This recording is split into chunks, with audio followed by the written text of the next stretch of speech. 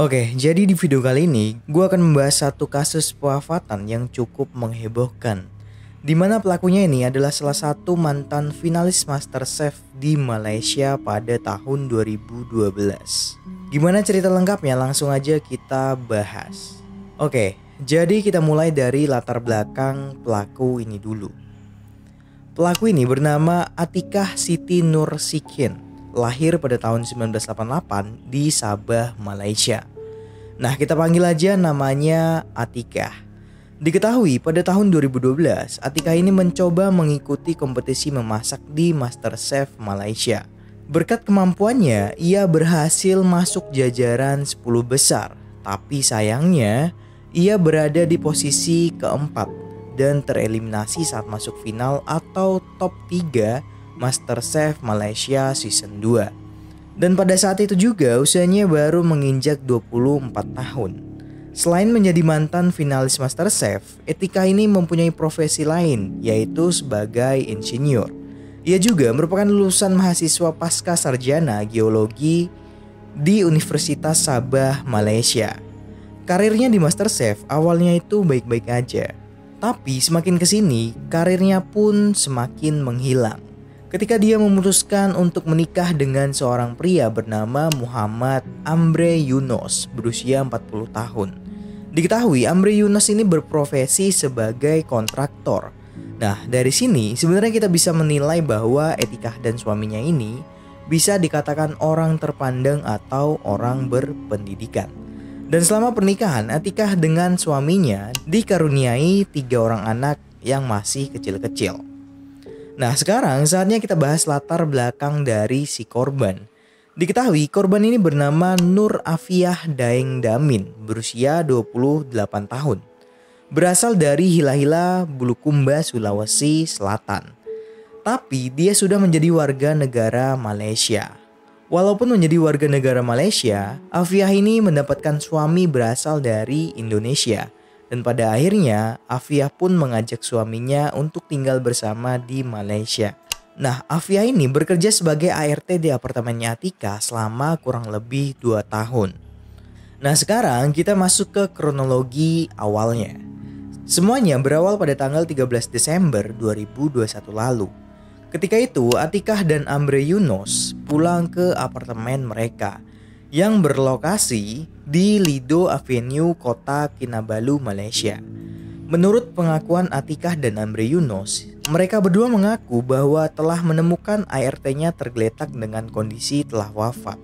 Dan pada saat itu juga, Atikah dan Amre Yunus melaporkan kejadian ini ke kepolisian Malaysia. Di sisi lain, Atikah dan Amre Yunus ini malah mengabarkan ke pihak keluarga Afiah bahwa Afiah ini telah wafat secara wajar dikarenakan penyakit yang dideritanya. Padahal nih, jenazah dari Afiah ini belum diotopsi dan belum diapa-apakan. Nah, tidak lama berselang, polisi pun tiba dan segera melakukan olah TKP. Pada saat olah TKP, ditemukan bahwa Afiah ini dengan kondisi tanpa busana dan tergeletak di kamar mandi. Dan tubuh Afiah pun dibawa ke rumah sakit Queen Elizabeth untuk dilakukan otopsi. Dari hasil otopsi inilah ditemukan kejanggalan di mana dari tubuhnya Afiah ini ditemukan 3 gigi patah, luka lebam di bagian bahu, lebam di bagian mata, dan luka di pergelangan tangan. Dan yang lebih parahnya lagi, ternyata terdapat luka bakar di seluruh tubuh Afiah. Dan kepalanya pun sudah tidak mempunyai rambut alias botak. Diduga Afiah ini dianiaya oleh majikannya. Pihak kepolisian pun tentunya mencurigai Atikah dan Amre Yunus. Singkat cerita, pada akhirnya Atikah dan Amre Yunus ditetapkan menjadi terdakwa dalam kasus pewafatan Afiah. Atikah dan Amre Yunus pun dibawa ke kantor polisi untuk dilakukan interogasi. Pada awalnya, Atikah ini tidak mau mengaku sampai pada akhirnya Atikah dan Amre Yunus mengaku bahwa telah melakukan pewafatan dan kekerasan kepada ART-nya, yaitu Afiah. Saat ditanya mengapa mereka melakukan itu, Atikah dan Amre Yunus beralasan karena mereka ini mempunyai banyak tekanan di tempat kerjanya. Atikah ini juga mengaku bahwa dia menyiram Afiah dengan air panas ke sekujur tubuhnya. Dari sini kita tahu kenapa tubuhnya Afiah ini memiliki luka bekas bakar di sekujur tubuhnya. Dan yang lebih gilanya lagi, Atikah dan Amri Yunus ini malah pergi jalan-jalan ketika sudah menyiram tubuhnya Afiah dengan air panas. Dan dengan santainya mereka berdua ini malah membuat laporan palsu ke pihak kepolisian. Dalam proses hukum, tepatnya pada tanggal 21 Desember 2021, Atikah dan Amri Yunus ini malah dibebaskan dengan jaminan. Tapi majelis hakim tidak tinggal diam dan menahan mereka kembali sampai persidangan selesai. Di dalam persidangan, Atikah yang pada saat itu diwakilkan pengacaranya yang bernama Datuk Rakbir Saing mengajukan permohonan jaminan untuk Atikah dengan alasan sakit dan karena anak-anaknya masih kecil. Tapi permohonan itu ditolak mentah-mentah oleh hakim. Nah, sebenarnya keduanya ini bisa dikenakan pasal 302 KUHP Malaysia dengan hukuman wafat. Tapi sampai saat ini sebenarnya gue belum mendapatkan info pasti keputusan dari pengadilan Malaysia. Nah, sedangkan untuk di Indonesia sendiri ada nih kasus serupa tapi tak sama. Seorang perempuan asisten rumah tangga asal Pemalang, Jawa Tengah berinisial SK berusia 23 tahun disiksa secara sadis oleh majikannya di sebuah apartemen mewah di Simpruk, Jakarta Selatan, atau disingkatnya Jaksel ya. Nah, kita langsung aja masuk ke ceritanya ya. Semuanya berawal pada bulan Maret atau April 2022. Saat itu korban bekerja sebagai ART di kediaman SK berusia 68 tahun dan MK berusia 64 tahun. Di mana keduanya ini merupakan sepasang suami istri. Kedua pasangan ini memiliki anak perempuan berinisial JS berusia 22 tahun. Di apartemen itu terdapat 5 orang ART lainnya, yaitu T, E, I, O, dan P. Kemudian pada bulan Juli 2022, korban SK ini ketahuan oleh MK menggunakan celana dalam milik majikannya itu. Hal inilah yang membuat MK marah besar kepada korban SK dan menyita handphone milik korban SK. Dan mulai saat itu, MK ini mulai memperlakukan korban secara tidak baik dan memarahi korban jika melakukan kesalahan dalam pekerjaan. Kemudian pada tanggal 19 September 2022, tepatnya pukul 12 siang hari, korban SK ini pada saat itu sedang memasak air dan memasak untuk ART yang lain. Tiba-tiba MK ini menyiramkan air tersebut ke kaki korban yang mengenai telapak kaki hingga bawah lutut korban, yang membuat kaki korban SK mengalami luka yang cukup parah. Sementara itu 5 ART yang lain ini juga malah ikut-ikutan melakukan pekerjaan. Di antaranya T memukul korban dengan sapu lidi dan mencakar korban.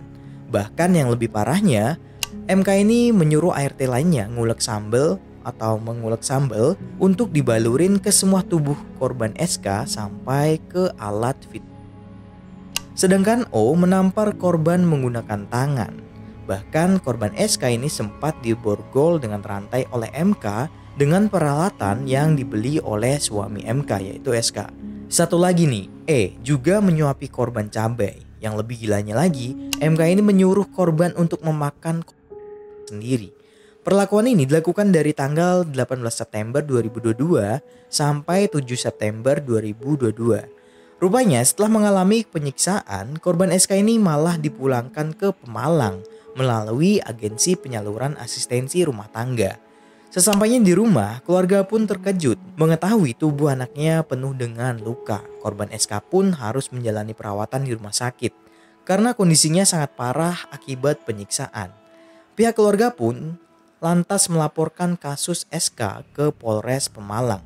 Menurut pengakuan SK, korban SK mengaku tubuhnya dilumuri sambal hingga ke organ vital. SK juga disuruh makan sambal mentah 1 cobek. Tidak hanya itu saja, korban SK juga mengatakan tidak pernah menerima upah gaji dari majikannya. Bahkan ia dipaksa makan nasi dengan garam tanpa lauk. Korban SK juga mengaku dia juga dirantai di kandang anjing selama 24 jam. Ia juga tidak diperbolehkan buang air kecil ataupun buang air besar selama dirantai. Sampai saat ini, pihak kepolisian menetapkan 9 orang tersangka dari kasus tersebut. Para tersangka terdiri atas majikan hingga para ART lain yang bekerja di lokasi. Ada 9 tersangka dari kasus ini, yakni suami berinisial SK 69 tahun, istri berinisial MK 68 tahun, anak berinisial JS 22 tahun, saudari T PRT atau pembantu rumah tangga, saudari IN PRT juga, saudara A ART, saudari O PRT, saudari P PRT, saudari R PRT.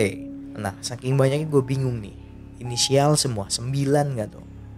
Akhirnya polisi dapat menjerat 8 tersangka dengan pasal 33 KUHP tentang perampasan kemerdekaan, 351 KUHP tentang penganiayaan, dan atau pasal 44 UU PKDRT dengan ancaman hukuman 10 tahun penjara. So, kurang lebih begitulah cerita dari kekejaman majikan kepada RT di Indonesia dan di Malaysia. Oke, sebelumnya kalau ada salah kata ataupun pengucapan yang kurang tepat, mohon dimaafkan. So, terima kasih sudah menonton video ini.